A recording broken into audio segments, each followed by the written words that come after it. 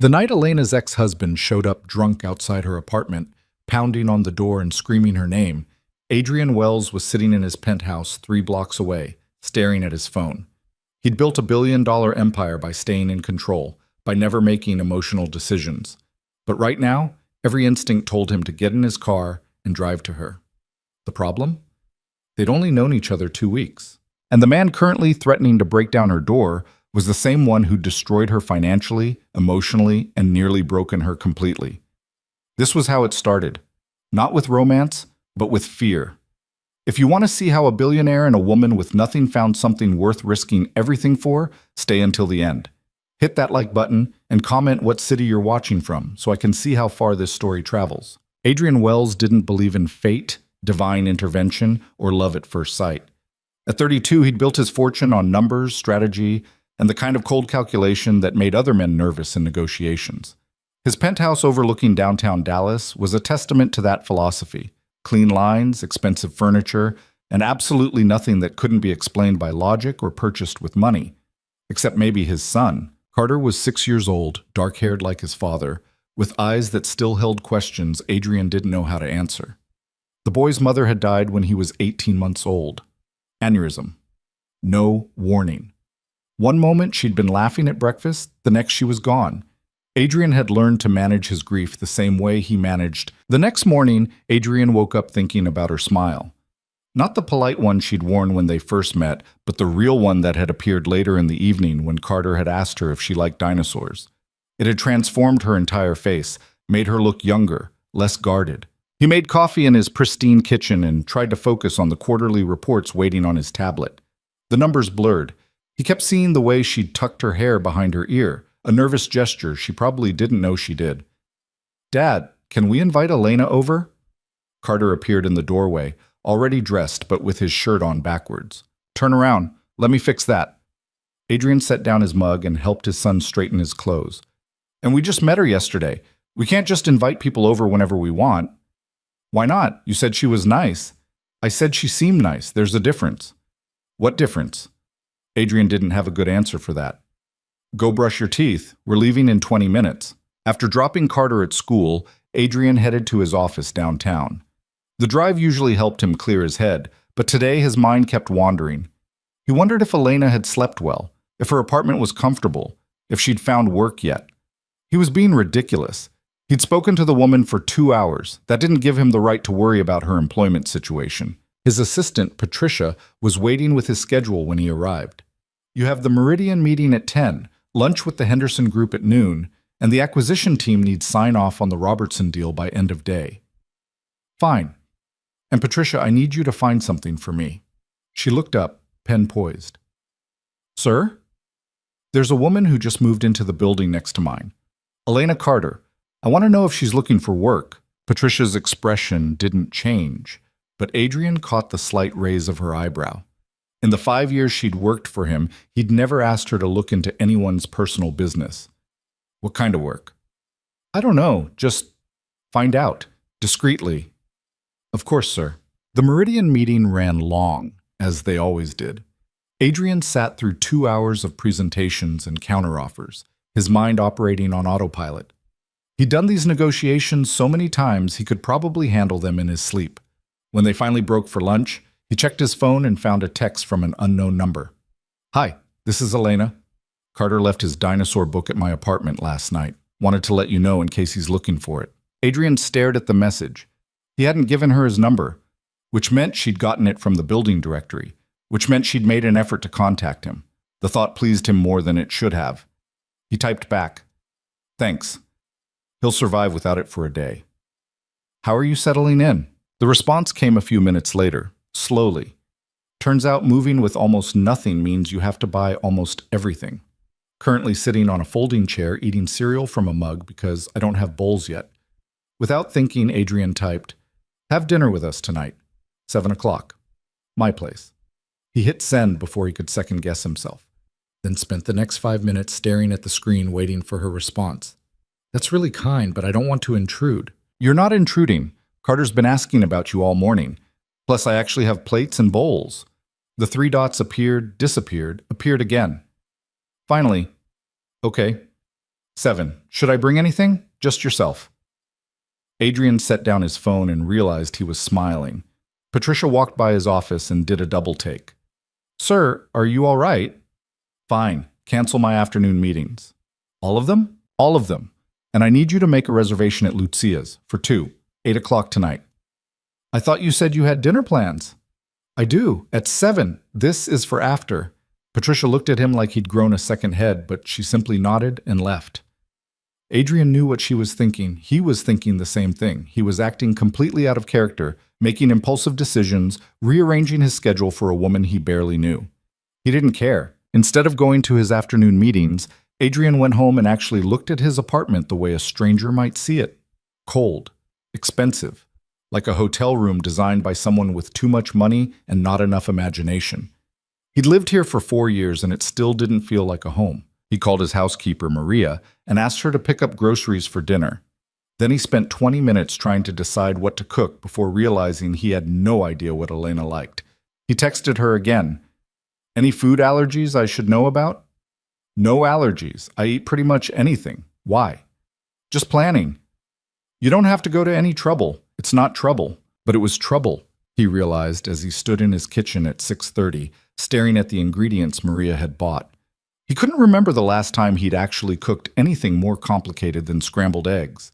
Most nights, he and Carter ate takeout or whatever Maria had prepared and left in the refrigerator. Dad, why are you cooking? Carter had appeared again, watching from the doorway with suspicious eyes. Because we have a guest coming. Elena? Yes. You like her?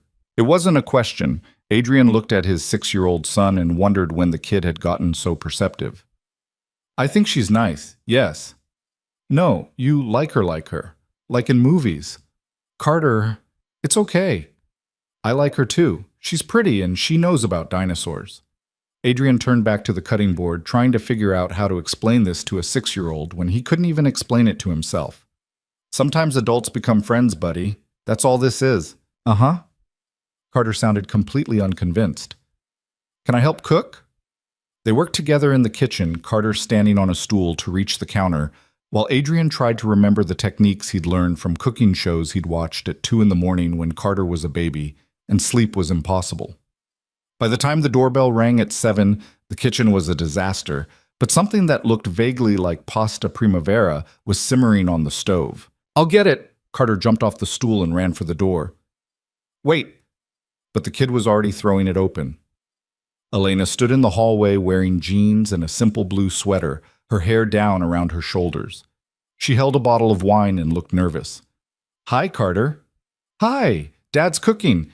It smells weird, but maybe it's good. Carter. Adrian appeared behind his son, wiping his hands on a towel. Sorry, come in. Elena stepped inside and he saw her taking in the apartment. The floor-to-ceiling windows, the designer furniture, the art on the walls that cost more than most people made in a year. Her expression didn't change, but something shifted in her eyes. A wariness he hadn't seen before. Your home is beautiful. It's just a place. He took the wine from her, their fingers brushing briefly. Come on, I hope you're hungry. Dinner was awkward at first. Carter helped by talking non-stop about dinosaurs, his current obsession, while Adrian tried not to stare at Elena across the table. She was quieter tonight, more reserved. He wondered if the apartment had intimidated her, if seeing how he lived had made her uncomfortable. So, what did you do before you moved here? Adrian asked during a rare moment when Carter paused to take a breath. Elena set down her fork carefully. I was a graphic designer. Freelance mostly, working from home. You don't do that anymore? I did until about 8 months ago. She didn't elaborate, and Adrian didn't push, but he saw the tightness around her eyes, the way her shoulders tensed. Did you like it? I loved it. For the first time that evening, her expression softened. I love taking someone's vague idea and making it real. Logos, websites, marketing materials, every project was different. Why'd you stop? She looked down at her plate. Life got complicated. Carter, oblivious to the tension, piped up. Can you make me a logo with a T-Rex? Elena laughed, and just like that, the awkwardness broke. Sure, what would the logo be for? My room, so everyone knows it's mine. Everyone being who? Adrian asked. I don't know. Future people? After dinner, Carter dragged Elena to his room to show her his dinosaur collection while Adrian cleaned up the kitchen. When he went to check on them 20 minutes later, he found Elena sitting cross-legged on the floor, sketching something on a piece of paper while Carter narrated an elaborate story about a T-Rex who solved mysteries. Adrian leaned against the doorframe, watching them. Carter was animated in a way he rarely was with adults. And Elena wasn't just humoring him. She was genuinely engaged, asking questions, laughing at the right moments. It did something to Adrian's chest, made it tight in a way that had nothing to do with attraction and everything to do with the future he'd stopped imagining for himself. "Okay, buddy, time for bed," he said finally, "but we're not done with the logo. I can finish it at home and bring it by tomorrow," Elena offered. "If that's okay with your dad." Carter looked at Adrian with pleading eyes. "Please?" "Fine, but bed. Now, say goodnight to Elena." After Carter was tucked in, Adrian walked Elena to the door. She paused in the entryway, turning to face him. "Thank you for dinner, and for this. It was nice. You don't have to thank me. I enjoyed it." He hesitated, then said, "I have a reservation at Lucia's at 8. It's a restaurant downtown. Would you want to go?" Her eyes widened. "Right now? Unless you have other plans." "I don't, but Adrian, I can't afford. I'm inviting you. My treat." She bit her lip, and he could see her working through the implications. "I don't want you to think I'm using you for your money." "I don't think that. You barely know me."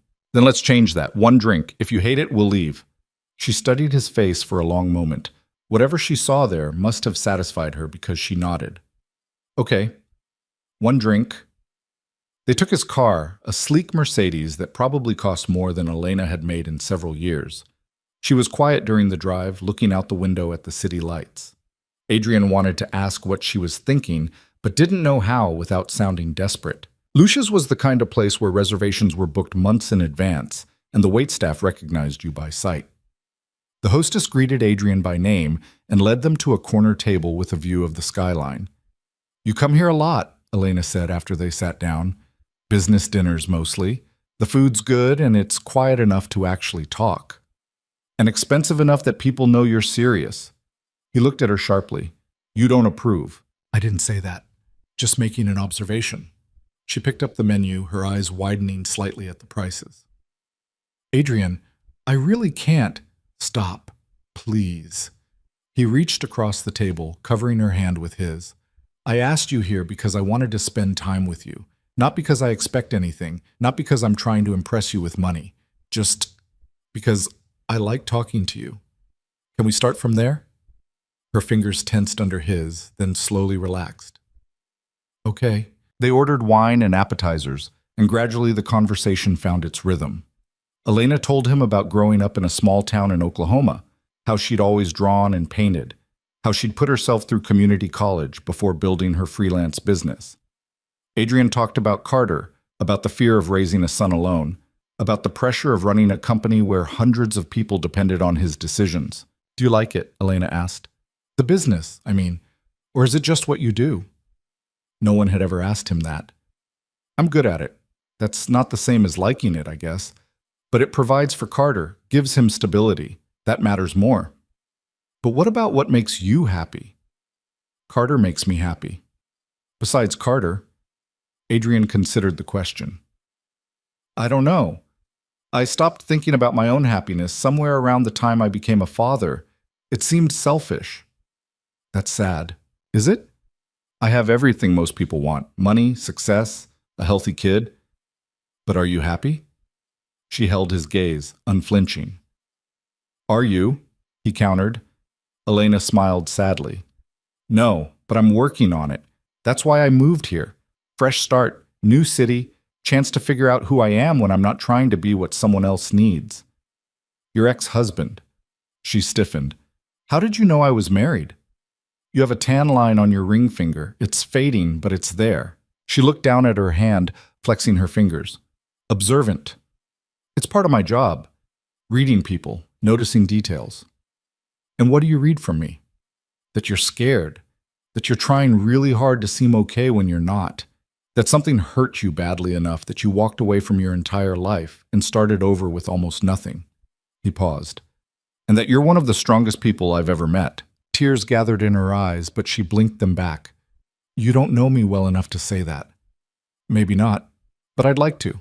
They talked until the restaurant started closing, the staff politely clearing tables around them. Adrian couldn't remember the last time he'd lost track of time like this, so absorbed in conversation that the outside world disappeared. Elena told him about her marriage, though she kept the details vague. Enough for him to understand that her ex had been controlling, financially abusive, that she'd spent years making herself smaller to keep the peace. Why did you finally leave? Adrian asked as they walked to his car. Because one morning I woke up and didn't recognize myself in the mirror. I'd become this quiet, careful person who was afraid to have opinions or make noise or take up space, and I realized that if I stayed, I'd disappear completely. She wrapped her arms around herself against the cool night air. So I packed a bag, took what money I'd managed to save without him noticing, and left. Filed for divorce from a motel room in Wichita Falls. Does he know where you are? No, I've been careful, changed my phone number, didn't tell anyone where I was going. She looked up at him. You think I'm paranoid? I think you're protecting yourself. There's a difference. He drove her home, parking in the visitor spot outside her building. Elena reached for the door handle but didn't open it. Adrian, I need to be honest with you about something. Okay. I'm not looking for a relationship. I'm not ready for that. I'm still figuring out how to be on my own, how to make my own decisions without second-guessing everything. I like you. I really do. But I can't be what you might want me to be right now. He thought about being careful, diplomatic. Instead, he told the truth. I'm not asking you to be anything except yourself. I like spending time with you. Carter likes you. If that's all this ever is, that's fine. No pressure, no expectations. Just let's keep having dinner sometimes. Keep talking. See what happens. She searched his face in the dim light from the street lamps. You're not going to push? No. You're not going to get frustrated when I need space? No. You're almost too good to be true. You know that makes you suspicious, right? He laughed. I have plenty of flaws. Ask anyone who works for me. I'm controlling, I have trouble delegating, I work too much, and I haven't had a meaningful relationship in 6 years. I'm completely out of practice at this. At what? At whatever this is. Elena smiled. Okay, dinner sometimes, talking, no pressure. No pressure. She got out of the car, then leaned back in. Thank you for tonight, for the food and the conversation, and for not making me feel like charity. You're not charity, Elena. After she went inside, Adrian sat in his car for a long time, watching the lights in her apartment flicker on. He felt something he hadn't felt in years, hope mixed with fear, the dangerous combination that made people do stupid things. He drove home knowing he was already in deeper than was wise. The next week fell into an unexpected pattern. Elena came over for dinner 3 times, always bringing something small, flowers from the grocery store, a bottle of cheap wine, a sketch she'd made for Carter. She and the boy became genuine friends, spending hours drawing together while Adrian worked in his study. On Friday night, she helped Carter with a school project about family trees, and Adrian found himself explaining his parents' divorce, his mother's death, the gaps in his own history he usually avoided. Everyone's tree has broken branches, Elena said quietly. That's what makes them interesting. By the second week, Adrian realized he was structuring his entire schedule around seeing her. He came home earlier, turned down evening meetings, actually sat down for dinner instead of eating at his desk.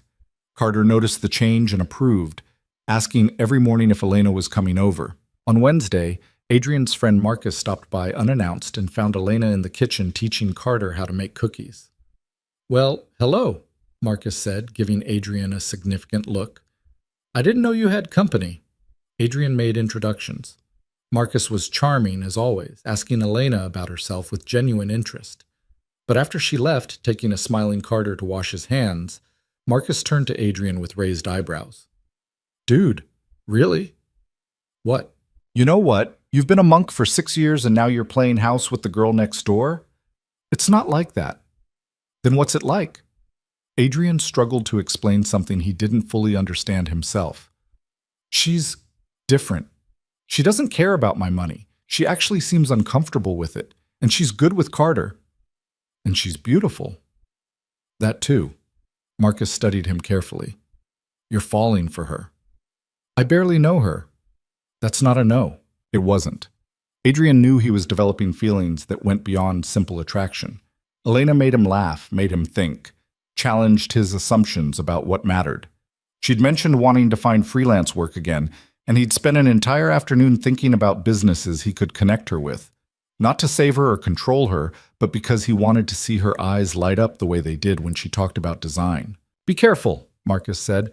You don't know her whole story yet. I know enough. Do you? Do you know why she really left, what she's running from? She's not running from anything. She left a bad marriage. Or so she says. Adrian felt anger flare. Get out! Marcus held up his hands. I'm just saying, protect yourself. Protect Carter. You've built a good life here. Don't blow it up for someone you met 2 weeks ago. After Marcus left, Adrian stood in his living room feeling unsettled. He trusted his friend's judgment in business, but this wasn't business. This was personal, messy, complicated. And maybe Marcus was right to be concerned. Adrian was making himself vulnerable in ways he'd sworn he never would again. But when Elena came back with Carter, both of them covered in flour and laughing about the mess they'd made, all his doubts evaporated. This felt right in a way nothing had felt right in years. That night after Carter was asleep and Elena was about to leave, she paused at the door again. This was becoming their ritual, lingering in the entryway, neither quite ready to say goodnight. Adrian, can I ask you something? Anything. Why me? You could have anyone. Successful women, beautiful women, women who fit into your world. So why waste your time with someone like me? He stepped closer, close enough to see the flecks of gold in her brown eyes. Because those women bore me. They say what they think I want to hear. They laugh at jokes that aren't funny. They look at me and see dollar signs. You look at me and see, I don't even know what you see. But it's real. And I haven't had real in a very long time. I see a man who's lonely, she said softly. A man who's so busy taking care of everyone else that he forgot to take care of himself. I see someone who's scared of getting hurt again, just like me. Is that all you see? No. She reached up, her fingers barely touching his jaw. I also see someone kind, someone patient, someone who loves his son so much it hurts to watch sometimes. And I see someone who makes me feel safe, which terrifies me. Why does safety terrify you? Because the last time I felt safe with someone, I almost lost myself completely. Adrian covered her hand with his, keeping it pressed against his face. I'm not him. I don't want to change you or control you or make you smaller. I want to see who you become when you finally have space to be yourself. She was crying now, silent tears tracking down her cheeks. What if that person disappoints you? Impossible. You don't know that. I know that every version of you I've seen so far has been amazing. Scared, strong, funny, smart, kind. I'll take whatever else comes with the package. Elena pulled her hand back, wiping at her eyes. I should go. Stay. Adrian, not like that. Just stay. Have coffee. Talk more. I'm not ready for you to leave yet. She hesitated, then nodded. They sat in his living room until 2 a.m, talking about everything and nothing. She told him about her mother who died when she was 16, about the foster homes after, about putting herself through school while working 3 jobs. He told her about building his first company at 24, about the gambling problem he'd had in his 20s, about the night Carter's mother died and how he'd held his baby son and promised to never let anyone hurt him. You're a good father, Elena said. I'm trying to be. Most days I feel like I'm failing. That's how you know you're doing it right. The ones who think they have it all figured out are the ones screwing it up. When she finally left, the sky was starting to lighten with dawn. Adrian went to bed but couldn't sleep, his mind replaying every moment, every word. He was falling, fast and hard and with no safety net. The smart thing would be to pull back, protect himself, remember all the reasons this was a bad idea. Instead, when he got up 3 hours later, he texted her. Dinner tonight? My place? Her response came immediately. I'll bring dessert. That afternoon, Patricia knocked on his office door looking troubled. Sir, I found the information you asked for. About Elena Carter. Adrian had forgotten he'd asked her to look into Elena's background. Now he wasn't sure he wanted to know. And? She filed for divorce 8 months ago in Oklahoma. Before that, there's very little. She didn't have credit cards in her own name, no property ownership, nothing. It's like she didn't exist outside her marriage. That's not uncommon in controlling relationships. No, sir. But there's more. Her ex-husband, James Mitchell, he's been arrested twice for assault. Once against Elena, she dropped the charges, and once against a colleague. He's currently on probation. Adrian's blood ran cold. Does he know where she is? I don't think so. She's been very careful, but sir, if he finds out, he won't. Make sure of it. I want someone watching her building, discreetly, and I want to know immediately if anyone starts asking questions about her. Patricia nodded. Sir, may I speak freely? When has that ever stopped you? She's running from someone dangerous. Getting involved with her puts you and Carter at risk. I'm aware. And you're proceeding anyway. Yes, Patricia sighed. Then I'll make the arrangements, but please be careful. That evening, Adrian watched Elena carefully, looking for signs of fear or stress. She seemed relaxed, happy even, teaching Carter how to make paper airplanes and launching them across the living room. But now that he knew about her ex, he saw things differently. The way she flinched slightly at loud noises, how she always positioned herself near the door, the frequent checks of her phone, like she was waiting for bad news. After dinner, while Carter was distracted with a movie, Adrian pulled Elena aside. Tell me about your ex-husband. Her face went pale. What? James Mitchell. Tell me about him. How do you know his name? Adrian realized his mistake.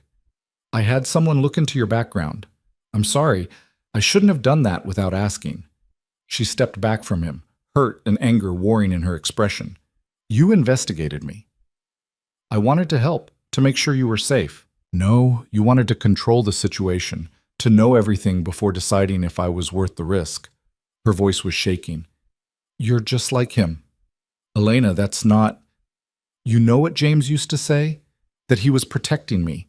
That he needed to know where I was and who I talked to and what I spent money on because he was keeping me safe. And I believed him for years before I realized he just wanted power over me.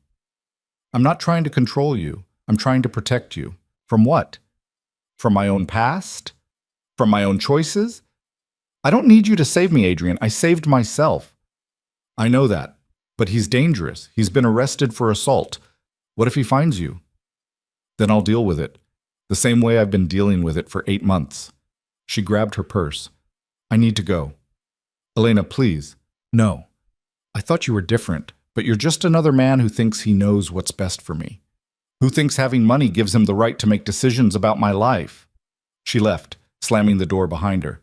Adrian stood frozen, Carter calling from the other room asking what happened. He'd screwed up, badly. His intentions might have been good, but he'd violated her trust, treated her like a problem to be solved instead of a person making her own choices. He didn't sleep that night. At 6 in the morning, he was standing outside her apartment with coffee and the dinosaur logo she'd made for Carter, which the boy had insisted he bring as a peace offering. Elena answered the door in pajamas, her eyes red like she'd been crying. I'm sorry, Adrian said before she could speak. You're right. I had no right to investigate you. I was scared and I let that fear turn into control. That's not who I want to be. Not with you. She took the drawing but didn't invite him in.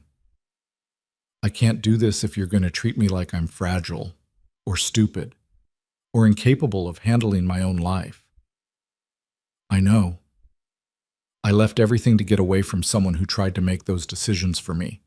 I won't do that again, not even for someone I care about. I understand. Do you? Because this is who I am. I make my own choices, even bad ones. I take care of myself. I don't need rescuing. Then let me be your friend.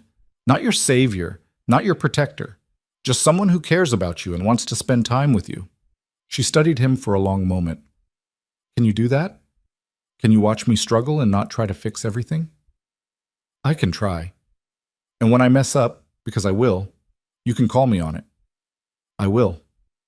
So we're okay? Elena sighed. We're okay. But Adrian, no more digging into my past. If I want to tell you something, I will. On my own time. Deal. She finally smiled, just a little. Carter really wanted you to bring the drawing? He said you worked hard on it, and you'd be sad if we didn't have it. Smart kid. He gets it from me. Debatable. But she was laughing now, the tension breaking. Come in. I'll make terrible coffee, and we can talk about boundaries like adults. They spent the next hour establishing rules. Elena needed space to make her own choices, even if Adrian disagreed with them. Adrian needed her to be honest about her fears instead of hiding them. They both needed to communicate better, to trust each other enough to be vulnerable. "I'm not good at this," Adrian admitted, "at being vulnerable, at not being in control. It makes me feel weak. Join the club." "You know what I did yesterday after I left? I called a friend from back home and told her where I was living. First person I've told in 8 months. Because I realized that hiding from James means hiding from everything, and I'm tired of letting him control my life even from a distance." That was brave. It was terrifying, but necessary. She poured more coffee. "I'm going to start looking for freelance work again, actually putting myself out there instead of just thinking about it." "That's great. And I'm going to need you to not offer to hire me or connect me with your business friends. I need to do this myself." It physically hurt not to immediately offer his help, but Adrian nodded. "Understood. See? You can do it." She squeezed his hand. "We're going to be okay. We just have to remember that we're both broken in different ways and give each other room to heal." "Broken but healing," Adrian said. Exactly. They were okay. But Adrian couldn't shake the feeling that the peace was temporary, that somewhere out there, trouble was waiting. He just didn't know how close it already was. 3 weeks later, Elena landed her first freelance client since the move, a small nonprofit that needed a new website design. The pay wasn't much, but she came to Adrian's apartment that night glowing with pride, clutching the signed contract like it was made of gold. "They found me through my portfolio," she said, practically bouncing. "No connections, no handouts, just my work." Carter high-fived her, not entirely understanding but caught up in her excitement. Adrian opened a bottle of champagne he'd been saving for no particular occasion, deciding this qualified. "To new beginnings," he said, raising his glass. "To doing it myself," Elena countered, and there was an edge to her voice that reminded him she was still proving something, still fighting to believe in her own capability. They fell into something that resembled a routine, but felt more organic than that. Elena came over most evenings, sometimes staying for dinner, sometimes just stopping by to return something Carter had left at her place or to drop off sketches she'd made. Adrian found himself looking forward to the sound of her knock, the way his apartment felt less empty when she was in it. But he was careful now. When she mentioned struggling to afford design software, he bit his tongue instead of offering to pay for it. When her car broke down and she had to take the bus for a week, he didn't call his mechanic. It killed him to watch her navigate problems he could solve with a phone call and a credit card. But he'd learned his lesson. Elena needed to solve her own problems. "You're doing better," she told him one night as they cleaned up after dinner. Carter was in bed, and they'd fallen into this pattern of talking in the kitchen while doing dishes, something domestic and comfortable that terrified Adrian with how much he wanted it to be permanent. Better at what? At not trying to fix everything. "I can see it costs you, though. You get this look on your face like you're physically restraining yourself." "Is it that obvious?" "To me it is." She handed him a plate to dry. "But I appreciate it, really. You have no idea how much it means to have someone who respects my choices, even when they don't agree with them." "He never did he? Your ex?" Elena was quiet for a moment, her hands still in the soapy water. "James had an opinion about everything. What I wore, what I ate, who I talked to, how I spent every single minute of my day. He'd call it caring, but it was control. And the worst part is, I let it happen. I convinced myself that's what love looked like." "That's not on you. He manipulated you. I know. Intellectually, I know that. But there's this voice in my head that says I should have seen it sooner, should have left earlier, should have been smarter." She pulled her hands from the water, drying them on a towel. "That's why I need to do things myself now. Every time I solve a problem on my own, that voice gets a little quieter." Adrian set down the plate and turned to face her. "For what it's worth, I think you're incredibly strong, and smart, and brave." "You barely know me." "I know enough." She looked up at him, and something shifted in the air between them. They'd been dancing around this for weeks. The attraction that hummed beneath every conversation, every accidental touch. Adrian had been so focused on respecting her boundaries that he'd almost convinced himself the pull was one-sided. But the way Elena was looking at him now suggested otherwise. "Adrian," his phone rang, shattering the moment. He almost ignored it, but the ringtone told him it was his head of security, a call he'd specifically instructed to be put through no matter the time. I need to take this. He stepped into the living room. What is it? Sir, we have a situation. There's a man asking questions about Elena Carter at the building next door. The night guard says he's been there twice this week, claiming to be her brother. Adrian's blood went cold. What does he look like? The description matched the photo Patricia had pulled of James Mitchell. He's there now? Left about 20 minutes ago. But sir, he knows which building she's in. It's only a matter of time before he finds the specific apartment. Double the security on her building. I want someone watching her door 24/7. And I want to know the second he comes back. Already done, sir. Adrian hung up and stood there trying to figure out how to tell Elena without making it seem like he was taking over again. She appeared in the doorway, reading his expression. What's wrong? Come sit down. Adrian, you're scaring me. He told her as gently as he could, watching her face drain of color. She sank onto the couch, her hands shaking. He found me. I don't know how, but he found me. You don't know it's him for sure. Who else would be looking for me? Who else would lie and say he's my brother? Her voice was rising, panic creeping in. I was so careful. I changed my number. I didn't tell anyone. I paid cash for everything the first month so there wouldn't be a paper trail. How did he find me? Adrian sat beside her, careful not to touch her without permission. It doesn't matter how. What matters is you're safe. I have security on your building now. He can't get to you. You don't understand. James doesn't give up. He'll wait. He'll watch. He'll find a pattern. That's what he does. He's patient and methodical, and he always wins. Not this time. She looked at him with eyes full of fear and something else, resignation, like she'd always known this moment would come. You should stay away from me. Both you and Carter. If James finds out about you, if he thinks there's something between us, he'll make you a target too. I'm not scared of him. You should be. You don't know what he's capable of. Then tell me. Elena stood up, pacing. The assault charge Patricia found? That was the time I ended up in the hospital. He broke my arm and 2 ribs because I'd gone to coffee with a friend without telling him first. I told the police I fell down the stairs. The second arrest was because he beat up a guy at his office who'd asked me how my weekend was. Just casual small talk, and James put him in the hospital. Adrian felt rage building in his chest, hot and dangerous. Elena, I dropped the charges because he convinced me it was my fault. That I'd led his coworker on, that I'd made James feel disrespected. And I believed him. I actually believed I deserved it. She was crying now, angry tears streaming down her face. So yes, you should be scared of him because he's violent and obsessive and he won't stop until he gets what he wants. What does he want? Me. Under his control again. And if he can't have that, he'll make sure no one else can have me either. Adrian stood and went to her, slowly reaching for her hands. She let him take them. Listen to me. You are not alone anymore. You have me, and I have resources he doesn't. Money, lawyers, security. We can get a restraining order. Restraining orders are just paper. They don't stop men like James. Then we'll figure out something else. But you're not doing this alone, and you're not running again. Maybe I should. Maybe that's the only way to keep everyone safe. Running didn't work before. What makes you think it'll work now? She pulled her hands away. At least if I run, you and Carter stay safe. I can't have him hurt because of me. I can't. He won't be, I promise you. You can't promise that. You can't control what James does any more than I can. She was right, and they both knew it. Adrian wanted to promise he'd keep her safe, that everything would be fine. But those were empty words.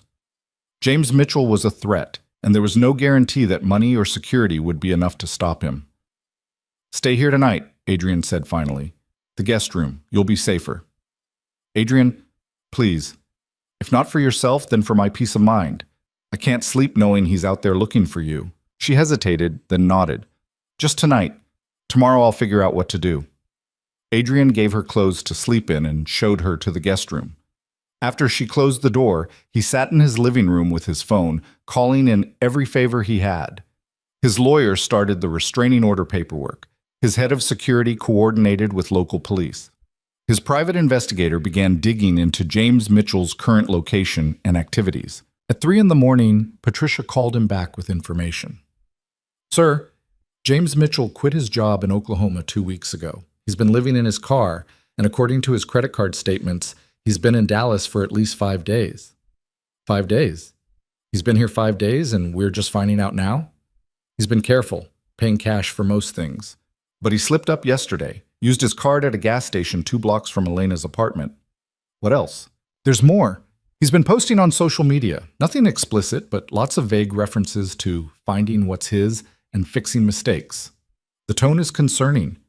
Adrian closed his eyes. Send me everything you have. He spent the rest of the night reading through James Mitchell's digital footprint. The man was unraveling, that much was clear. His post became increasingly erratic, swinging between professions of love for his wife and angry rants about betrayal and disrespect. There were veiled threats, references to teaching lessons, promises that she'll understand soon enough. When Elena emerged from the guest room at 6, Adrian was still on the couch, surrounded by printouts and notes. Did you sleep at all? She asked. Did you?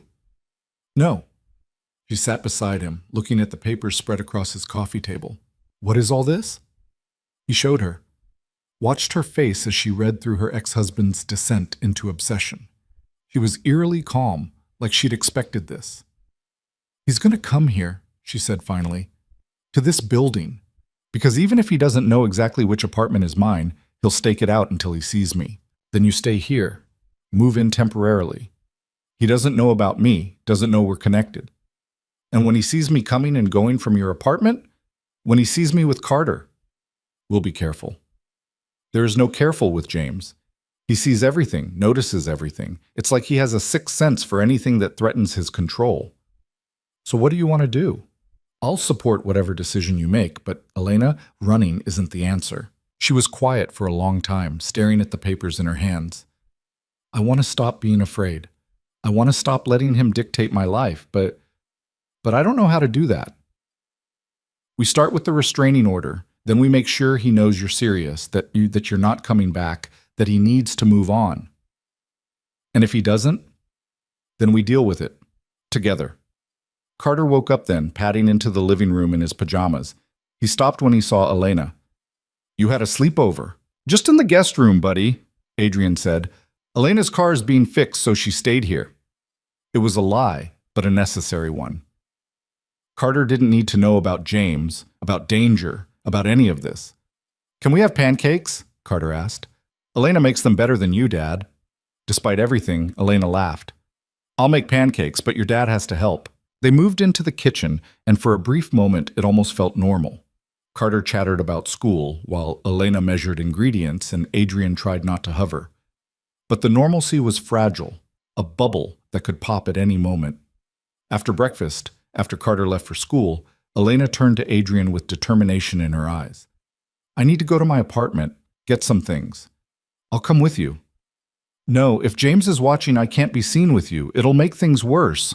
Elena, please, I need to do this. I'll be quick, in and out. And you have security watching the building, right? He wanted to argue, but he'd promised to respect her choices. Fine, but you take my phone. It has the security team on speed dial, and you text me every 10 minutes, so I know you're okay. Deal. She left, and Adrian spent the next hour pacing his apartment like a caged animal. Every 10 minutes, his phone buzzed with a text. Fine. Getting clothes, then grabbing my laptop, then almost done. The fourth text didn't come. At minute 12, Adrian called her. No answer. At minute 15, he called his security team. Is she still in the apartment? Yes, sir. We have eyes on the entrance. No one's gone in or out except residents. At minute 20, Adrian couldn't take it anymore. He grabbed his keys and headed for the door just as it burst open. Elena stood there, gasping for breath, her face white as paper. He was there, inside my apartment. Adrian pulled her inside, checking the hallway before closing and locking the door. Are you hurt? No, I don't think he knew I was there. I heard him moving around, talking to himself. I hid in the bathroom until he left. What was he saying? Crazy things. About how I'd ruined his life. How I owed him a chance to explain. How we belonged together. She was shaking, and Adrian guided her to the couch. He was going through my things, Adrian. My clothes, my sketches. He took some of them. He took my wedding ring. I'd left it in a drawer. How did he get in? I don't know. The lock wasn't broken. He must have picked it, or I don't know. She buried her face in her hands. This is a nightmare. I can't stay there now. I can't go back knowing he was inside, touching my things. You're not going back. You're staying here. I can't just move in with you. We're not, I don't care what we are or aren't. You need a safe place and I'm offering one. We'll figure out the rest later. Elena looked up at him with tears streaming down her face. Why are you doing this? Why do you care so much about someone you barely know? Because, Adrian stopped, the words catching in his throat. Because I'm falling in love with you. Because the thought of him hurting you makes me want to commit violence. Because you and Carter are the best parts of my day, and I can't imagine my life without you in it anymore. He didn't say any of that. Instead, he said, because it's the right thing to do. It wasn't entirely a lie, but it wasn't the whole truth either. Elena seemed to know that, but she let it slide. Okay, temporarily, until this is resolved. Temporarily, Adrian agreed, though he was already thinking about how to make it permanent. They spent the rest of the day getting Elena's essential belongings from her apartment. Adrian insisted on going with her this time, and he brought 2 security guards. The apartment felt violated. Things moved and disturbed. Elena packed quickly, her hand shaking as she grabbed clothes and toiletries and her laptop. My portfolio, she said suddenly. All my physical portfolio pieces. He took them. We'll make new ones. You don't understand. Those were years of work, client samples, original sketches, everything I'd need to show potential employers. Her voice broke. He's trying to destroy my career before it even restarts. Adrian wanted to hunt James Mitchell down and make him pay for every moment of pain he'd caused her. Instead, he helped her pack what remained, making mental notes about what she'd need to replace. They were loading the last box into his car when Adrian's phone rang, his head of security. Sir, we have him, James Mitchell. He's in the lobby of your building right now asking the front desk about Elena Carter. Adrian's blood ran ice cold. He looked at Elena, who'd gone pale again. Stall him. I'm on my way. Adrian, no! Elena grabbed his arm. Don't confront him, please. It'll only make things worse. He's in my building, asking about you. I'm not letting that slide. Then call the police. Let them handle it. She was right, but Adrian's rage was too hot for rational thought. This man had terrorized the woman he cared about, had broken her arm, had stolen years of her life, and now he had the audacity to show up at Adrian's home, threatening the fragile peace they'd built. Stay in the car. Lock the doors. Adrian, but he was already walking toward the entrance, his phone to his ear calling the police. In the lobby, he found James Mitchell arguing with the doorman, a man smaller than Adrian expected, maybe 5'8", thin but wiry. He looked disheveled, like he'd been sleeping in his car, but his eyes were sharp and cold. I know she's here, James was saying. I saw her come in earlier. Elena Carter. Which apartment? Sir, I've told you, I can't give out that information, the doorman said, clearly uncomfortable. James slammed his hand on the desk. That's my wife. I have a right to see her. Ex-wife, Adrian said, stepping forward. And no, you don't. James spun around, sizing Adrian up. Who the hell are you? Building security. And you're trespassing. The police are on their way. Something dangerous flickered in James's eyes. You're the one, the guy she's been whoring herself out to. Adrian forced himself to stay calm. You need to leave. Now. Where is she? Elena, James shouted toward the elevators. I know you can hear me. Come down here and talk to me like an adult instead of hiding behind your new sugar daddy. Last warning, leave or I'll have you forcibly removed. James laughed, a sharp, ugly sound. You think your money scares me? You think you can just swoop in and steal my wife? She left you. That's not stealing. That's escaping. The punch came fast, catching Adrian in the jaw. He stumbled back, more surprised than hurt. The doorman was shouting, and Adrian could hear sirens approaching. James came at him again, but Adrian was ready this time. He caught the smaller man's arm, twisting it behind his back and forcing him face first onto the lobby floor. Stay down, Adrian growled. Get off me. She's mine. She'll always be mine. The police arrived minutes later, pulling James up and cuffing him. He was still screaming as they dragged him out, promises and threats spilling out in a toxic stream. You can't keep her from me. I'll find her. She belongs to me. Tell her I love her. Tell her I'll forgive her if she just comes home. Adrian stood there breathing hard, his jaw throbbing where James had hit him.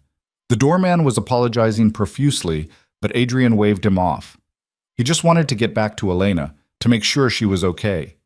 She was still in the car, tears streaming down her face. When Adrian opened the door, she threw herself into his arms. I'm sorry, I'm so sorry. This is all my fault. Stop. None of this is your fault. He hit you. Barely. I've had worse from sparring at the gym. This is exactly what I was afraid of. Him hurting you because of me. Adrian pulled back to look at her. I'm fine. And he's the one in handcuffs, not me. The restraining order just got a lot easier to obtain. He meant what he said. About finding me. About not giving up. Let him try. He comes near you again, he goes to jail. Simple as that. But they both knew it wasn't that simple. Men like James didn't follow rules, didn't respect court orders. The restraining order would be a piece of paper, nothing more. That night, after Carter was asleep and Elena was settled in the guest room, Adrian sat in his study with a glass of whiskey, replaying the encounter. He'd been in control, professional, everything he should have been. But part of him had wanted to keep hitting, to make James Mitchell pay with more than just arrest and a court date. The darkness of that impulse scared him. Elena appeared in the doorway, wrapped in one of his shirts because she'd forgotten to pack pajamas. Can't sleep? She asked. Just thinking. She came in and sat across from him. About what? About how badly I wanted to hurt him, really hurt him. That's not who I am. But when he called you those things, when he put his hands on you in the past, Adrian shook his head. I wanted to make him suffer. But you didn't. You stayed in control. Barely. That's what matters. James would have kept hitting. He wouldn't have stopped until someone pulled him off. She hugged herself. I'm scared, Adrian. Not just of him finding me again, but of what I've gotten you into. You and Carter. This isn't your fight. You're wrong. The moment you became important to me, it became my fight. Important to you, she repeated softly. Is that what I am? Adrian set down his glass and met her eyes. You're more than important. He struggled to find words that wouldn't send her running. You've changed things for me. Made me want things I thought I'd stopped wanting years ago. Like what? Like this. Coming home to someone. Having dinner as a family. Talking in the middle of the night because sleep is less interesting than conversation. He paused. Like the possibility of not being alone anymore. Elena was quiet for a long moment. I'm broken, Adrian. You know that, right? This thing with James, it's not going to be resolved quickly or easily. There's going to be court dates and drama and probably more confrontations. Is that really what you want in your life? I want you in my life. Everything else we'll figure out. You say that now. I mean it. Today, tomorrow, next month, when this is still messy and complicated. I'm not going anywhere, Elena, unless you want me to. She stood up and crossed to him, sitting on the edge of his desk. I don't want you to go anywhere. That's the problem. I'm starting to need you, and that terrifies me. The last time I needed someone, I lost myself completely. I'm not him. I know, but I'm still scared. Adrian reached up, brushing a strand of hair from her face. Can I tell you what I'm scared of? What? That one day you'll wake up and realize you don't need me anymore. That you'll move on, and I'll go back to being alone with my money, and my empty apartment, and my half-lived life. That's not going to happen. How do you know? She smiled sadly. Because I'm pretty sure I'm falling for you, and that's the most terrifying thing of all. The admission hung in the air between them. Adrian stood slowly, closing the distance until they were inches apart. Elena, don't. If you're going to kiss me, just do it. Don't give me time to overthink and panic and ruin this. So he kissed her. Soft at first, giving her time to pull back if she wanted. But she didn't pull back. She leaned in, her hands coming up to frame his face, and the kiss deepened into something that felt like relief and terror and coming home all at once. When they finally broke apart, both breathing hard, Elena rested her forehead against his. This is a terrible idea, she whispered. Probably. I'm a mess. My ex is stalking me. I have no money, no career, no stability. I don't care. You should. Well, I don't. He kissed her again, softer this time. Stay with me. Not just until this is over. Actually stay. Adrian, we barely know each other. Then we'll get to know each other. We'll take it slow, but stay. She pulled back, searching his face. Whatever she found there must have satisfied her because she nodded. Okay, I'll stay. For now. We'll see what happens. It wasn't a declaration of love or a promise of forever, but it was enough. For now, it was enough. They sat together in his study until dawn, talking about everything and nothing, holding on to each other like anchors in a storm. Neither of them mentioned James or court or what came next. For a few hours, they pretended the world outside didn't exist. But morning came anyway, bringing reality with it. And reality included a text from Adrian's lawyer confirming the emergency restraining order had been approved, and a message from the police saying James had made bail and was gone. Elena saw the messages over Adrian's shoulder. Her face went pale, but she didn't cry, didn't panic. He's out there, she said quietly. Yes, but he can't come near you. Legally, he can't. That won't stop him. Adrian knew she was right. The restraining order was protection on paper only. James Mitchell had proven he didn't care about consequences, didn't respect boundaries, didn't operate by normal rules. The real confrontation was still coming. They both felt it, hovering in the near future like a storm about to break. Adrian just hoped they were ready when it did. The days that followed felt like living with a gun pointed at their heads, waiting for it to go off. Elena moved her remaining belongings into Adrian's guest room, though she spent most nights falling asleep on his couch while they talked. Carter adjusted to having her around with the easy acceptance of children, asking one morning if Elena was his new mom, and then moving on to questions about breakfast before either adult could figure out how to answer. Adrian hired additional security, changed the building's access codes, and had cameras installed at every entrance. Elena went through the motions of normalcy, working on her freelance projects, cooking dinner, helping Carter with homework. But there was a brittleness to her now, like she might shatter if touched wrong. You're not sleeping, Adrian said one night, finding her at 3 a.m, staring out the living room window at the street below.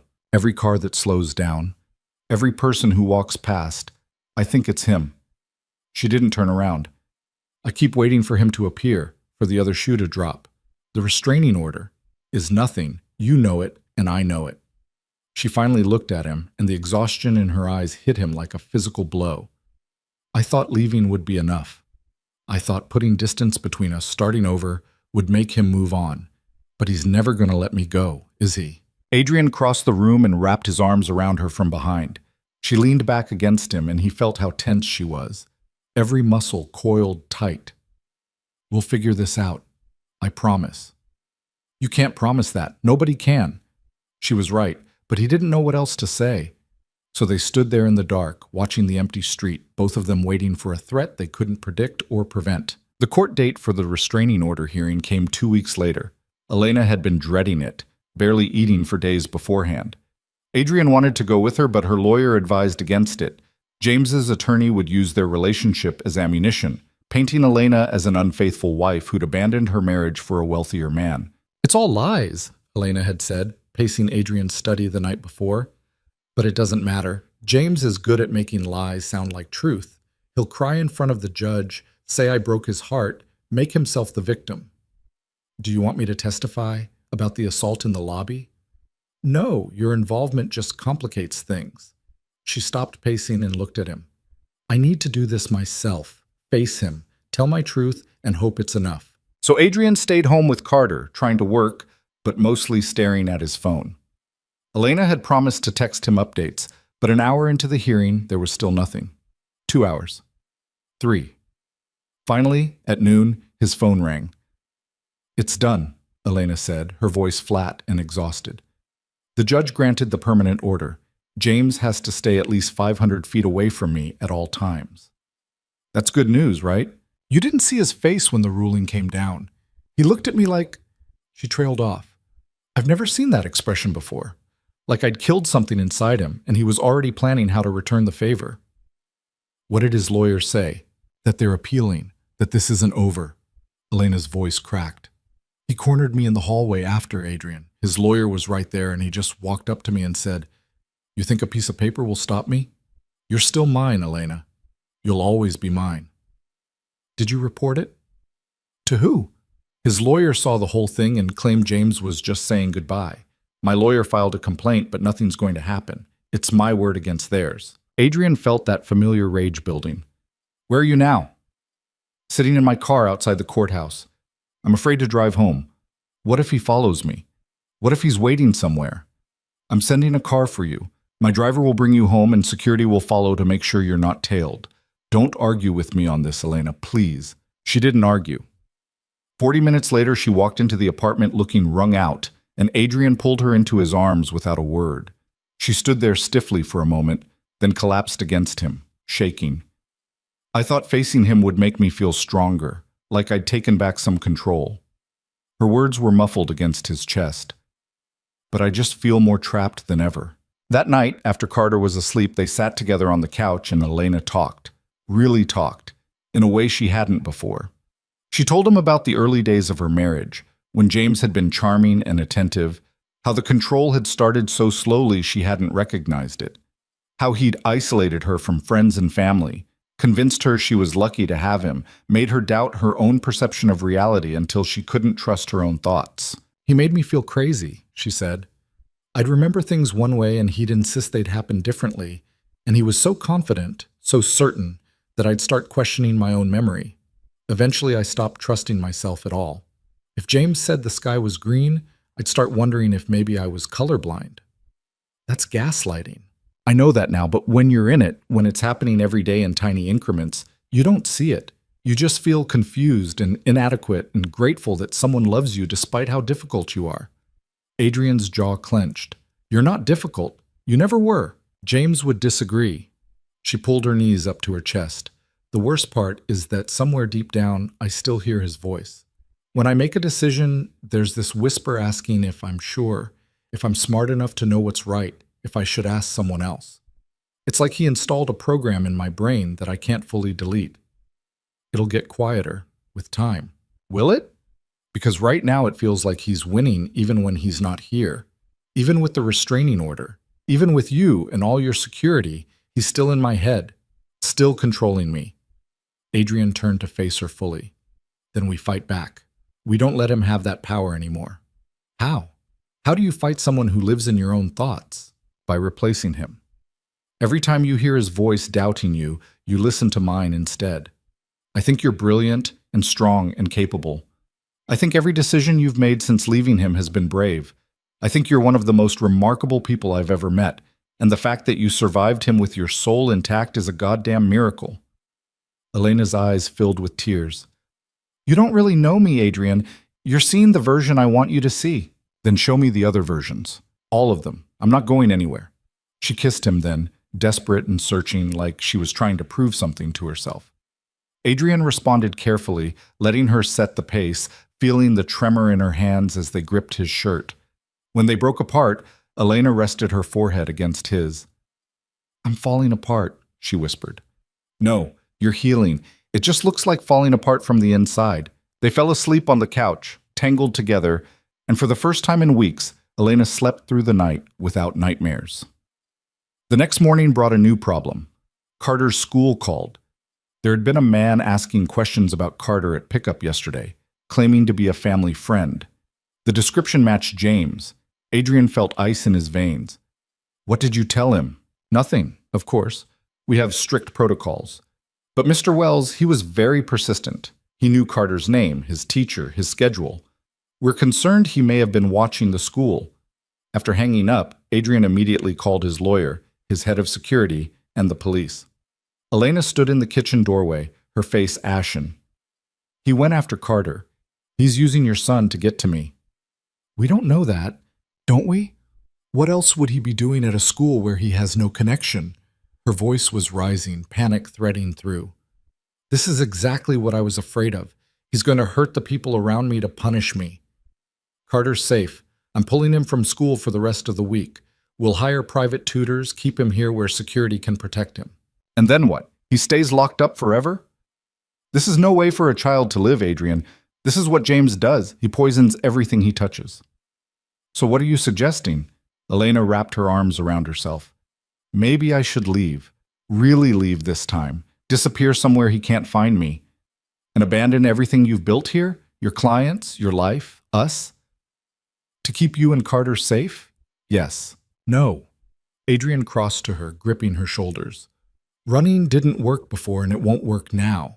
He found you once, he'll find you again. The only way through this is together. You keep saying that, but what if you're wrong? What if being together is exactly what makes us all targets? Before Adrian could answer, his phone rang. The police. James had violated the restraining order by going to Carter's school, and they'd arrested him an hour ago. He was being held pending a bail hearing. How long will he be in jail? Adrian asked. Hard to say.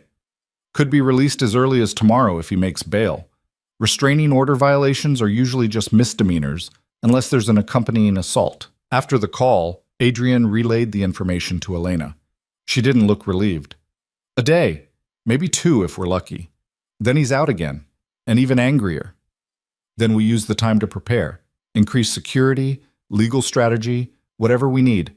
Elena laughed bitterly. You think you can protect everyone from everything with enough money and planning, but you can't. James doesn't play by rules or respond to logic. He's chaos wearing a human face, and he won't stop until someone gets hurt. Then we make sure that someone isn't you or Carter or anyone else we care about. How? How do you stop someone who has nothing left to lose? Adrian didn't have an answer for that. But he spent the afternoon making calls, setting up contingencies, creating layers of protection that felt simultaneously necessary and insufficient. Marcus stopped by that evening, took one look at the security monitors Adrian had installed, and whistled low. This is serious. Her ex is escalating. He went to Carter's school yesterday. Marcus's expression darkened. Man, I'm sorry. I was wrong about her. About all of it. Yeah, you were. So what's the plan? Keep everyone safe until James either gives up or gets locked up for long enough to matter. And if he doesn't do either? That was the question that kept Adrian up at night. What did you do with someone who refused to accept defeat, who saw restraining orders and arrests as minor inconveniences rather than consequences? How did you reason with irrationality or negotiate with obsession? Elena appeared in the doorway, and Marcus excused himself, leaving them alone. She looked fragile in a way that made Adrian's chest ache. I need to tell you something, she said quietly. And I need you to just listen, not try to fix it or argue with me. Okay. I'm scared all the time now, not just of James, but of this, us. I'm scared that I'm using you as a replacement for him, another person to depend on instead of learning to stand on my own. I'm scared that I'm putting your son in danger for selfish reasons, and I'm scared that when this is over, if it's ever over, you'll look at me and see all the damage and decide I'm not worth the trouble. Adrian waited, making sure she was finished before he spoke. Can I respond now? If you want. You're not using me. You're accepting help, which is different. As for Carter, he's my son and my responsibility, and I'm choosing to have you in our lives knowing the risks. That's on me, not you. He paused. And Elena, I've seen your damage. I've seen you scared and broken and barely holding it together. I'm still here. I'm going to stay here. You say that now? I'll say it next month too. And the month after that. However long it takes for you to believe me. She crossed to him, cupping his face in her hands. What if I'm never who you think I am? What if the person you're falling for is just who I am when I'm terrified, and the real me is disappointing? Then I'll fall for the real you too. All your versions, Elena. The scared one, the strong one, the broken one, the healing one. I'm not looking for perfect. I'm just looking for honest. She kissed him, and this time there was less desperation and more tenderness. When they pulled apart, she smiled slightly. You're too good at saying the right thing. It's suspicious. Years of boardroom negotiations. I know how to make my case. Is that what this is? A negotiation? No. This is me telling you the truth and hoping you believe it. The next 2 days existed in a strange bubble of enforced normalcy. James was still in jail, the bail hearing delayed due to a backlog in the court system. Carter stayed home with a tutor Adrian hired, seeming to enjoy the one-on-one attention. Elena worked on her freelance projects, and in the evenings they cooked together, played board games with Carter, pretended that the world outside the apartment didn't exist. On the third night, Elena woke screaming from a nightmare. Adrian ran from his room to find her sitting up in bed, gasping for air, tears streaming down her face. Hey, you're okay. You're safe. He was here, in the dream. He had Carter and I couldn't reach them. I was running, but my legs wouldn't work, and he was laughing. She broke off, burying her face in her hands. Adrian sat on the edge of the bed, rubbing her back until her breathing slowed. It was just a dream. Carter's fine, he's asleep in his room, and James is in jail. For now, he'll get out. He always gets out. Then we'll deal with it when it happens. I can't keep living like this, Adrian, waiting for the next crisis, jumping at every sound. This isn't living, it's just surviving. So what do you need? Tell me and I'll make it happen. Elena looked up at him, her eyes red and swollen. I need this to be over, really over. I need to know that one day I'll wake up and not think about James at all, that he'll be so far in my past that he's irrelevant. But I don't know if that day is ever coming. It will. I promise you it will. Stop making promises you can't keep. I'm not. You're going to heal from this. You're going to build an amazing career and an amazing life, and you're going to be happy. With or without me, you're going to be okay. With or without you, she repeated. You really mean that? Yes. I want to be part of your life, but I don't need to be the center of it. You need to be the center of your own life. That's what healing looks like. She studied him for a long moment. How did you get so wise about this stuff? Therapy. Lots and lots of therapy after Carter's mom died. I had to learn that I couldn't control grief or death or the future. I could only control how I responded to it. Did it help? Eventually. The first year I was a mess, angry at everyone, trying to micromanage everything, because if I could just control enough variables, nothing else bad would happen. He smiled sadly. Obviously that didn't work, but I learned that letting go of control doesn't mean giving up. It just means accepting that some things are bigger than your ability to fix them. Is that what you're doing with me? Accepting you can't fix this? I'm accepting that you're the one who has to fix it. I'm just here to hand you tools when you need them.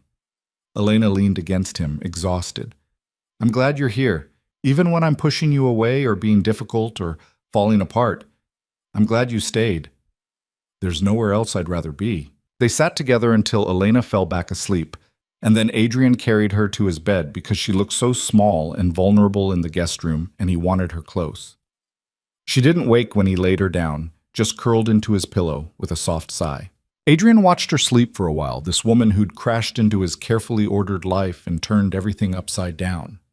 Marcus had been right to be concerned. This was messy and complicated and potentially dangerous. But he'd also been wrong, because Elena wasn't a risk to Adrian's life.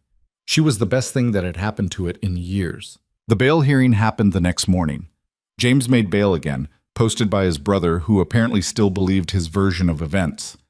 The judge increased the restrictions: ankle monitor, mandatory therapy, weekly check-ins with probation. But it didn't matter. James was free. Elena took the news with eerie calm, like she'd been expecting it. So now what? Now we wait and see if he violates again. He will. It's just a matter of when. She was right. 3 days later, Adrian's building security called in the middle of the night. Someone had tried to bypass the lobby security, claiming to have a package for Elena Carter. The cameras caught a clear shot of James's face before security ran him off. The police arrested him again. This time, the prosecutor argued for bail to be revoked entirely, pointing to the pattern of violations. The judge agreed, and James was remanded to custody pending trial. It could be months before the trial, Adrian's lawyer explained. Domestic violence cases are backlogged, but he's not getting out this time. For the first time in weeks, Elena breathed like the weight on her chest had lifted. Months. I have months to figure my life out before dealing with him again. And after the trial, if he's convicted, potentially years. That night they celebrated quietly. Takeout dinner, Carter's favorite movie, early bedtime. After the boy was asleep, Elena and Adrian sat on the balcony looking out at the Dallas skyline. I need to find my own place, Elena said suddenly. Adrian's stomach dropped. Why? Because I can't keep living in your guest room indefinitely. I need my own space, my own life. I need to prove to myself that I can stand on my own 2 feet. Is this because of James? Because he's locked up now? You don't need protection. It's not about protection. It's about me being a whole person instead of half of a couple, or someone's victim, or someone's charity case. She turned to look at him. I care about you. A lot. Maybe I'm even falling in love with you, but I can't build a relationship from a position of dependence. I need to know I'm choosing you because I want you, not because I need you. Adrian understood even though it hurt. Okay, but don't disappear on me. We still have dinner together, still talk, still whatever we are. We're figuring it out, that's what we are, she smiled. And I'm not going far. Maybe the building next door. Close enough to see each other, but far enough that I have my own space. Carter's going to have opinions about this. I know. That's why I wanted to talk to you first. She reached for his hand. I'm not leaving you, Adrian. I'm just learning to stand on my own while staying connected. Does that make sense? Yeah, it makes sense. I don't love it, but it makes sense. They sat in comfortable silence, hands linked, watching the city lights. After a while, Elena spoke again. Thank you. For everything. For taking me in when I was scared, for not making me feel weak for needing help, for caring about me even when I'm a mess. You're not a mess. You're a person dealing with an impossible situation as best you can. Same thing. Not even close. She leaned her head on his shoulder. I used to think love meant losing yourself in someone else. That's what James taught me. But with you, I'm learning it can be different, that I can love someone and still be myself, that being vulnerable doesn't mean being weak. You're teaching me things too. Like what? Like how to let go of control without losing myself. Like how to be present instead of always planning 3 steps ahead. Like how to let someone else's happiness matter as much as my own. Those are good lessons. Yeah, they are. Over the next week, Elena found an apartment, not in the next building, but 3 blocks away. Close enough for easy visits, but far enough to feel independent. Adrian helped her move what little she had and bought her a housewarming gift, a top-of-the-line laptop for her design work. This is too much, she protested. It's a business investment. You need good equipment to do good work. Adrian, take it or I'll be insulted. Your choice. She took it, but made him promise no more expensive gifts. I need to build my career on my own merit, not on your bankroll. Fair enough, but if you ever need help, I'll ask. I promise. And she did ask, but for small things. Advice on pricing her services, connections to potential clients that she approached on her own, feedback on her portfolio. Adrian watched her confidence grow as her freelance business took off, clients responding to her talent and work ethic. Carter struggled with Elena's move at first, asking every day when she was coming back, but they established a routine. Dinner together 3 nights a week, weekend outings, video calls on the nights they were apart. Slowly, the boy adjusted, understanding that Elena wasn't gone, just living separately. The trial was set for 6 months out. In the meantime, life settled into something approaching normal. Elena went to therapy twice a week, working through the trauma and learning to recognize the patterns James had installed in her thinking. Adrian focused on being supportive without being controlling, checking in without hovering, offering help without assuming she needed it. They went on actual dates, restaurants, movies, walks through the city. Sometimes Carter came along and sometimes he stayed with Maria. They had fights about stupid things like whose turn it was to pick the movie or whether pineapple belonged on pizza. They learned each other's quirks and habits, the things that made them laugh and the things that pushed their buttons. This feels normal, Elena said one night as they walked back to her apartment after dinner. Boringly, wonderfully normal. Is that good? It's amazing. For the first time in my adult life, I'm in a relationship where the drama is about whether to see an action movie or a comedy, not whether someone's going to explode at me for breathing wrong. Adrian pulled her close, kissing the top of her head. I vote comedy, for the record. Noted. At her door, Elena hesitated. They'd been taking things slow physically, both aware that rushing into intimacy might be Elena trying to replace one dependency with another. But tonight she looked up at him with clear eyes and said, Do you want to come in? Is that a good idea? Probably not. But I want you to anyway. Not because I'm scared or lonely or trying to prove something, just because I want you. They went inside, and for the first time since they'd met, they were just 2 people choosing each other without fear or obligation or ulterior motives coloring everything. It was messy and imperfect and human, exactly what they both needed. Afterward, lying tangled together in Elena's bed, she traced patterns on his chest. I love you, she said quietly. I didn't mean to yet, but I do. Adrian's heart did something complicated in his chest. I love you too. Have for a while now. Why didn't you say anything? Didn't want to pressure you. Didn't want you to feel like you owed me those words. I don't say things I don't mean. Not anymore. She looked up at him. I love you, Adrian Wells, even though you're controlling and overthink everything and have terrible taste in movies. Action movies are not terrible. They absolutely are. But she was laughing, and Adrian thought he'd never heard a better sound. They fell asleep like that, wrapped around each other, and for the first time in months, neither of them had nightmares. The peace lasted until 2 weeks before the trial, when Adrian got a call from James's lawyer requesting a meeting. Absolutely not, Elena said when he told her. It's a trap or a trick or both. Maybe, but what if there's a deal on the table? What if he's willing to plead guilty in exchange for a lighter sentence and leaving you alone? James doesn't make deals unless they benefit him. Whatever he wants, it's not going to be good. But Adrian went to the meeting anyway, bringing his own lawyer and a recording device. James's attorney was smooth and professional, laying out a proposal that made Adrian's skin crawl. My client is willing to plead guilty to all charges and accept 5 years in prison with the possibility of parole in 3. In exchange, he wants one conversation with Elena, supervised, recorded, whatever safeguards she needs, just 30 minutes to say goodbye properly. No, Adrian said immediately. Let me finish. If she refuses, my client will fight every charge. The trial could take months, require Elena to testify in detail about every aspect of their marriage, drag her through cross-examination that will be brutal and public. And even if he's convicted, the sentence likely won't be more than what we're offering now. So this is blackmail. This is a reasonable request from a man who wants closure. Adrian wanted to flip the table.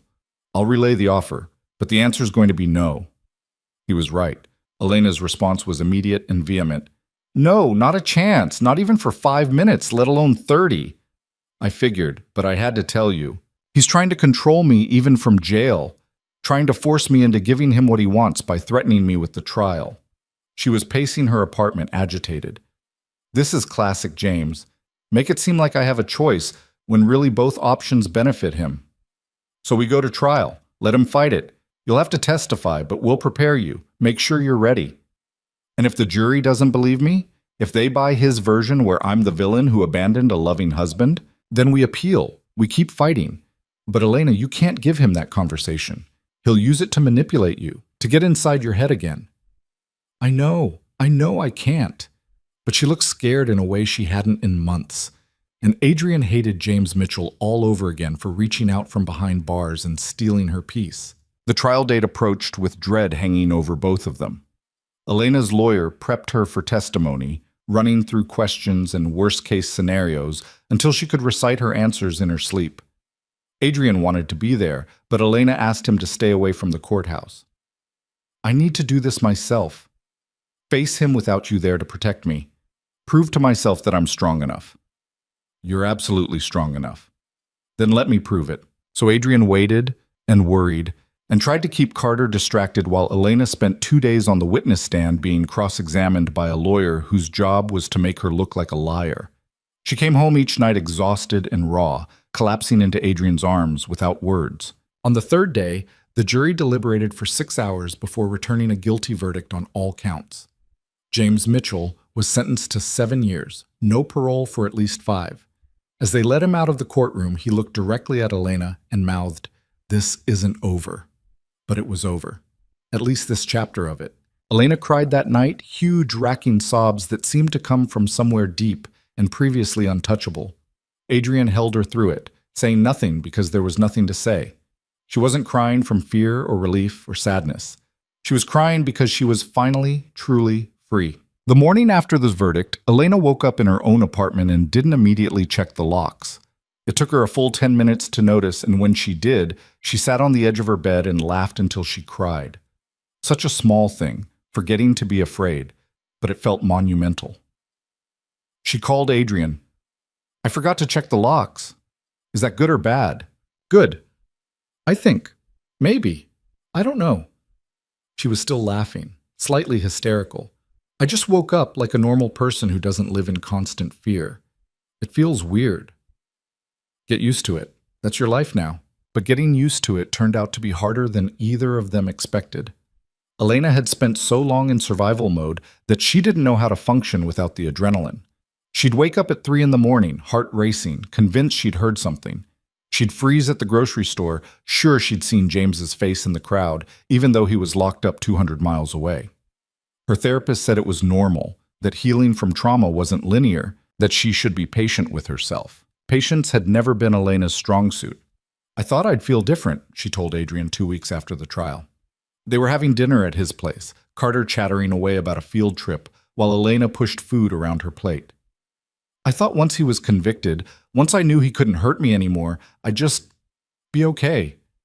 But I'm not. I'm still jumping at shadows. It's only been 2 weeks, I know. But I'm tired of being broken. I want to be done with this chapter and move on. You can't rush healing. Watch me try." She threw herself into work, taking on more clients than she could reasonably handle, working 16-hour days until Adrian staged an intervention. "You're going to burn out. I'm fine." "You're not fine. You're avoiding dealing with your feelings by burying yourself in work." Elena slammed her laptop shut. "And you're avoiding your own issues by trying to manage mine. We all have our coping mechanisms, Adrian." It was their first real fight since the trial, and it was vicious. All the stress and fear and unprocessed trauma came pouring out in angry words they'd both regret later. Adrian accused her of self-sabotage. Elena accused him of trying to control her recovery the same way he controlled everything else. They said cruel things designed to hurt, poking at each other's sorest spots. "Maybe this was a mistake," Elena finally said, her voice cold. "Maybe we only worked when I needed saving, and you needed someone to save." "Is that really what you think?" "I don't know what I think anymore. I just know I can't breathe with you watching me all the time, waiting for me to break." "I'm not waiting for you to break. I'm trying to support you." "It feels the same from where I'm standing." Adrian left and they didn't speak for 3 days. It was Carter who finally intervened, asking why Elena hadn't come to dinner and if she was mad at them. The simple question from a 7-year-old cut through all the adult complications and reminded Adrian what actually mattered. He showed up at Elena's apartment with takeout and an apology. "You were right. I was trying to control your healing because watching you struggle makes me feel helpless. And I hate feeling helpless. But that's my problem, not yours." Elena let him in. "I was right about some of it, wrong about the rest. I don't actually think we were a mistake. I was just scared and lashing out." "Scared of what?" "Of being happy, of things being good, waiting for the other shoe to drop." She took the food from him and set it on the counter. "Every time something good happens in my life, something bad follows. So now that James is locked up and I'm building a career and I have you and Carter, I keep waiting for it all to fall apart. What if it doesn't? Then I don't know how to handle that either." They sat on her couch, not eating, just talking through the fear and the fight and the underlying issues they'd both been avoiding. Adrian admitted he was terrified of losing her now that she didn't need him for safety. Elena admitted she was terrified of becoming dependent again, of losing the independence she'd fought so hard to reclaim. "So what do we do?" Adrian asked. "We figure it out together. We communicate better. We fight fair. We remember that we're both kind of a mess and that's okay." She leaned against him. "And we forgive each other for being imperfect humans doing our best." "I can do that." "Me too." They ordered new takeout since the first round had gone cold, and Carter came over with Maria, delighted to find his 2 favorite people together again. The boy didn't understand the complexities of adult relationships, but he understood when people he loved were happy versus sad, and he much preferred happy. Over the next few months, Elena and Adrian found their rhythm. Not the crisis-driven intensity of those first months, but something steadier. They had weekly date nights, sometimes fancy restaurants, and sometimes just pizza on her couch. They argued about normal things like whose turn it was to pick the movie or whether cilantro tasted like soap. They learned to give each other space without it feeling like abandonment. Elena's business grew. She hired an assistant, rented a small office space, started turning down projects that didn't interest her because she could afford to be selective. Adrian watched her bloom into the person she'd been before James, or maybe someone entirely new, confident without arrogance, independent without isolation, strong but willing to be vulnerable when it mattered. 6 months after the trial, Elena got a call from a gallery in Houston wanting to feature her work. Not her commercial design work, but the personal art she'd been creating in therapy. abstract pieces that processed her trauma through color and shape. She almost said no, convinced no one would want to see her pain made visual. "Let them decide that," Adrian said when she called him, panicking. "You created something meaningful. Share it." The opening was terrifying. Elena stood in a gallery surrounded by strangers looking at the most intimate parts of her healing process.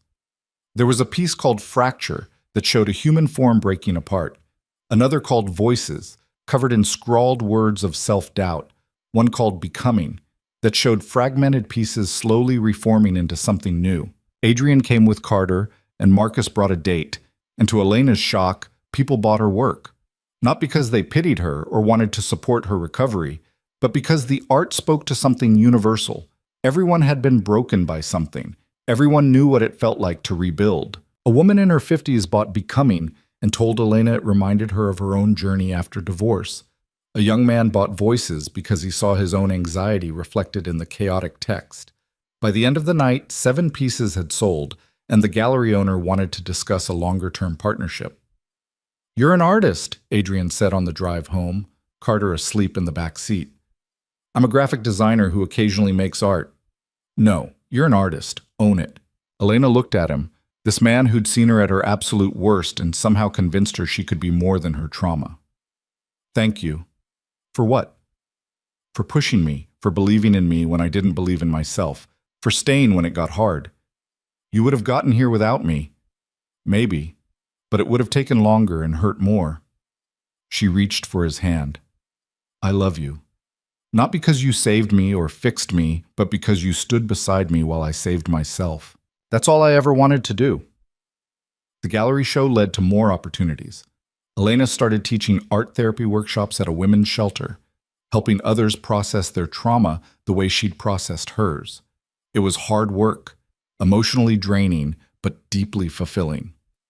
She saw herself in these women, the fear, the shame, the slow rebuilding of identity. And she saw hope too, the possibility of life beyond survival. One afternoon at the shelter, a young woman asked Elena how she'd known when she was ready to date again after leaving her abuser. "I didn't," Elena admitted. "I met Adrian when I was absolutely not ready. I was a mess, still jumping at shadows, terrified of trusting anyone. But he was patient. He let me set the pace. He respected my boundaries even when it frustrated him. And slowly, I learned that not all men use love as a weapon." "How did you trust him?" "I didn't at first. I tested him constantly, pushed him away, waited for him to show his true colors. But his true colors were just kindness, consistency, actually respecting when I said no." Elena paused, thinking. "The thing about healthy love is it makes you more yourself, not less. With my ex, I became smaller every day. With Adrian, I grew." The woman nodded, taking notes like Elena's experience was a roadmap she could follow. Elena wished it was that simple, but she knew everyone's path was different. All she could do was share her story and hope it helped someone else feel less alone. Carter turned 8, and for his birthday he asked if Elena could officially be his family. Adrian and Elena had been dancing around the question of their future, both afraid to push too hard or move too fast. But an 8-year-old had no such reservations. "I mean, you're already here all the time," Carter said with the brutal honesty of children. "You help with homework and come to my games, and you live close. You're basically already my mom. Can we just make it official?" Elena looked at Adrian panicked. They'd been dating for over a year, living separately, but spending most nights together. They'd talked vaguely about the future, but never made concrete plans. "Buddy, that's a big question," Adrian started. "Not really. Do you love Elena? Does Elena love us? Then why aren't we a family?" Out of the mouths of babes, as the saying went. Adrian looked at Elena, who looked terrified but also hopeful. "Can we talk about this later?" Elena asked Carter. "Adult talk?" "Sure. But the answer should be yes." He went back to his video game like he hadn't just dropped a bomb on both of them. That night, after Carter was asleep, Adrian and Elena sat on his balcony with wine and honesty. "I want to marry you," Adrian said without preamble. "I've wanted to for months, but I was waiting for the right time, and apparently my son thinks the right time is now." "Adrian, let me finish. I'm not asking because Carter wants it, or because it's been long enough, or because it's what we're supposed to do. I'm asking because I can't imagine my life without you in it. Because you make everything better, harder sometimes, messier always, but better. Because I love you, and I want to wake up next to you every morning and fight about cilantro and watch you become whoever you're going to become. Elena was crying, but smiling too. That's a terrible proposal. I know. I'll do it better later, with a ring and planning, and no, ask me now, like this. Adrian got down on one knee right there on the balcony, in sweatpants and a t-shirt, no ring, no plan, just raw honesty. Elena Carter, will you marry me? Will you let me be your person and let Carter be our kid and build this messy, imperfect, beautiful life together? Yes, absolutely, yes. Absolutely. They kissed and cried and laughed at how unromantic it all was. Later, Adrian admitted he'd actually bought a ring 3 months ago and had been carrying it around waiting for a perfect moment. There's no such thing as a perfect moment, Elena said. There's just the moment you choose. Wise woman. I learned from a control freak who had to learn to let go. They got married 6 months later in a small ceremony with just close friends and family. Elena wore a simple dress, nothing like the elaborate wedding she'd had with James. Carter was the ring bearer and took his job very seriously. Marcus gave a toast that made everyone cry and laugh in equal measure. When Adrian first told me about Elena, I thought he was making a huge mistake, Marcus admitted. I thought she was going to break his heart or use him or bring drama he didn't need. And I was right about the drama. There was plenty of it. But I was wrong about everything else. Elena didn't break Adrian. She rebuilt him. She took this uptight, controlling, work-obsessed robot and turned him back into a human being who laughs and fights and loves. So here's to Elena for being exactly what he needed, even when it scared the hell out of both of them. It wasn't a fairy tale ending. Elena still had nightmares sometimes, still flinched at unexpected loud noises, still struggled with the voice in her head that sounded like James telling her she wasn't good enough. Adrian still tried to fix things he couldn't fix, still struggled with letting Elena handle her own problems, still worked too many hours when he was stressed. But they were working on it, together. Elena moved into Adrian's penthouse, turning the guest room into an art studio. Her business continued to grow, and she started getting commissions from major companies alongside her personal art projects. She never forgot where she'd come from, the woman who'd left a marriage with nothing but a suitcase and hope. She spoke at women's shelters, mentored abuse survivors, donated a portion of her profits to organizations helping domestic violence victims. Carter thrived with Elena in his life full-time. She attended every school event, helped with science projects, taught him to draw and see the world through an artist's eyes. He called her Elena, not Mom, and she was fine with that. She wasn't trying to replace anyone, just loved this kid who'd somehow become hers. 2 years after the wedding, Elena found out she was pregnant. The news sent her into a panic that lasted for days. She was terrified of repeating her mother's patterns, of passing trauma to another generation, of being a bad parent because she was still healing herself. I'm not ready, she told Adrian, pacing their bedroom at 2 a.m. No one's ever ready. You don't understand. What if I'm like him? What if I'm controlling or manipulative or… Stop. You're nothing like him. You're self-aware and thoughtful, and you've done the work to heal. That's the difference. What if the work isn't enough? Adrian pulled her down to sit beside him on the bed. Then we'll keep working. We'll go to therapy. We'll read parenting books.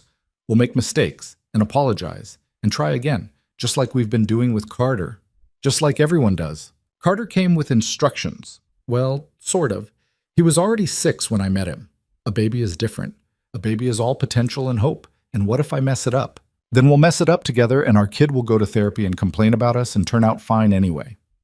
Adrian took her hands. Elena, you're going to be an amazing mother. Not a perfect one. There's no such thing.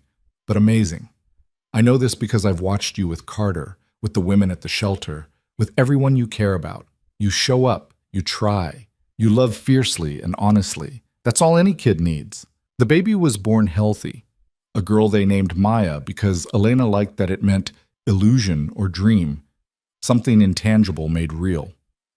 Holding her daughter for the first time, Elena cried for everything she'd survived to get to this moment, for the woman who'd left with nothing and rebuilt herself into someone strong enough to create life, instead of just endure it. Maya was 6 months old when Elena got word that James was up for parole. The news hit her like a physical blow, sending her right back to that terrified woman who'd arrived in Dallas 3 years ago. "You won't get it," Adrian said, but they both knew that wasn't guaranteed. Elena hired a lawyer, wrote a victim impact statement, prepared to fight. But the night before the hearing, she sat in Maya's nursery and realized something had shifted. She wasn't afraid anymore. Or rather, she was afraid, but she wasn't paralyzed by it. James Mitchell had taken years of her life. He'd broken bones and spirits and stolen her sense of safety. But he hadn't destroyed her. She was still here, still standing, living a life so full and beautiful that it sometimes took her breath away. She had a husband who loved her as an equal, 2 children who thought she hung the moon, a career she'd built from nothing, and most importantly, she had herself back. Whatever happened at the parole hearing, James couldn't take any of that away. Not anymore. The parole board denied his request. They cited his lack of remorse, his continued insistence that Elena was at fault, his refusal to participate meaningfully in therapy.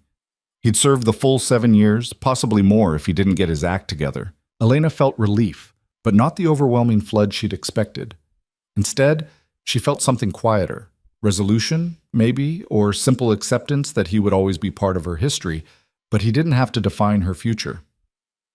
"How are you doing?" Adrian asked after she got the news. "I'm okay.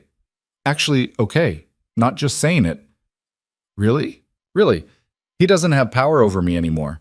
He's just a sad man in a cage who refuses to grow or change or take responsibility. And I'm..." She looked around their home, at Carter doing homework at the kitchen table, and Maya sleeping in her bassinet. "I'm free. Finally, completely free." That freedom took different shapes as the years passed. Elena's art was featured in galleries across the country. Her commercial design firm became one of the most sought after in Dallas.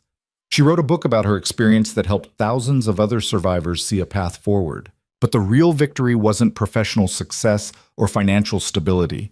It was the small moments, waking up without fear, making decisions without second-guessing herself into paralysis, arguing with Adrian about whose turn it was to do dishes and knowing it was just an argument, not a precursor to violence, watching her children grow up in a home where love looked like respect and partnership, not control and terror. Carter graduated high school and went to college to study environmental science. Maya showed early signs of artistic talent that Elena encouraged without pushing. Adrian finally learned to delegate at work, spending less time in the office and more time with his family. On their 10th wedding anniversary, Adrian took Elena back to the lake where they'd had their first real conversation. It looked different now. They'd built a small house there, a weekend retreat from the city. The kids were with Marcus and his wife for the weekend, giving them rare time alone. "Remember when you thought I was trying to pick you up?" Adrian asked as they sat by the water. "You were trying to pick me up." "Was not. I was being neighborly." "Uh-huh, sure." They sat in comfortable silence, watching the sunset paint the water gold and pink. After a while, Elena spoke. "Do you ever wonder what would have happened if we hadn't met? If your friend hadn't pushed you to talk to me that day?" "All the time. You?" "Sometimes. I think I would have survived, found a job, built a life, healed eventually. But it would have been lonelier, harder." She leaned against him. "I'm glad I didn't have to do it alone." "Me too, though I'm glad you could have if you needed to. That's what makes this work, knowing we choose each other, not need each other." "When did you get so wise?" "I married a good teacher." Elena laughed. "I was a disaster when we met." "You were surviving. There's a difference." "And now?" "Now you're thriving. We both are." It was true. Against all odds, despite every reason it shouldn't have worked, they'd built something real, not perfect. There were still hard days, still moments when old trauma resurfaced or old habits reared their heads. But they'd learned to navigate those moments together, to extend grace to each other and themselves. The story of Adrian and Elena wasn't about a billionaire saving a damsel in distress. It was about 2 broken people who chose to heal together instead of apart. It was about learning that love doesn't fix you, but it can hold you steady while you fix yourself. It was about the courage it takes to trust again after betrayal, to be vulnerable after violation, to believe in good things after surviving bad ones. As the sun set over the lake, Elena thought about the woman she'd been 3 years ago, terrified, alone, convinced she'd never be safe or whole again. She wished she could tell that woman everything would be okay, that the fear would fade. That one day she'd sit by a lake with a man who loved her, and children who needed her, and a life she'd built with her own two hands, and feel nothing but gratitude for the journey that brought her there. But that woman wouldn't have believed it. Healing doesn't come from promises or reassurance. It comes from walking through the fire and discovering you don't burn, you just get stronger. Thank you, Elena said quietly. For what? For seeing me when I couldn't see myself, for staying when it got hard, for loving me through all of it. Adrian kissed her temple. Thank you for letting me, for trusting me with your broken pieces, for putting them back together and letting me watch. We're quite the pair, aren't we? Yeah, we really are. They stayed by the lake until the stars came out, talking and dreaming and planning a future that felt possible now in ways it never had before. Not because all their problems were solved or all their wounds were healed, but because they'd learned that perfection wasn't the goal. Connection was. Growth was. Choosing each other every day through the mess and beauty of being imperfectly, wonderfully human. That was enough. More than enough. It was everything.